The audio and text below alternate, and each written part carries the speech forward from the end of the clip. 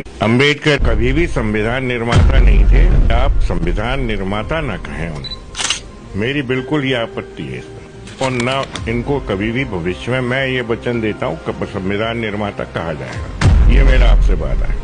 संविधान निर्माता अगर कोई थे तो BN राव साहब थे। कितना सच है इस बात में, आइए समझने की कोशिश करते हैं। उससे पहले इस एग्जाम्पल को समझिए। जब कोई फिल्म बनती है तो उसमें कई लोग काम करते हैं। एक चाय वाला, एक सफाई कर्मचारी, एक makeup artist, dialogue writer, actor, musician. फिर भी फिल्म की सफलता या असफलता की जिम्मेदारी डायरेक्टर पर होती है, क्योंकि पर्दे पर क्या दिखेगा यह सिर्फ वही तय करता है। संविधान भी कुछ इसी तरीके से है। इसे बनाने में कई सारे लोगों ने योगदान दिया, लेकिन उसकी दिशा तय करने का काम कोई एक ही व्यक्ति कर सकता था, और वो काम डॉक्टर अंबेडकर को सौंपा गया। जब संविधान का पहला ड्राफ्ट संविधान सभा के सामने आया तो जनता से कहा गया कि आप अपने सुझाव दीजिए। 7,500 से ज्यादा सजेशन आए आम जनता की तरफ से। तब डॉक्टर अंबेडकर 141 दिन बैठे, एक सजेशन को स्टडी किया, उसमें से 2,500 सजेशन को एक्सेप्ट किया और फिर उस पर डिबेट की गई। जब भी किसी आर्टिकल पर बहस हुई तो बाबा साहब ने उसे एक्सप्लेन किया और उसे डिफेंड किया। संविधान में जो इक्वालिटी, लिबर्टी और फ्रेटर्निटी पे जोर दिया गया है, या प्रस्तावना में जो फ्रेटर्निटी यानी बंधुता शब्द है, वो बाबा साहब की ही देन है। बाबा साहब इक्वालिटी, लिबर्टी और फ्रेटर्निटी के बारे में ये कहते हैं कि उन्होंने ये फ्रेंच रिवॉल्यूशन से नहीं लिया, ये उन्होंने उनके मास्टर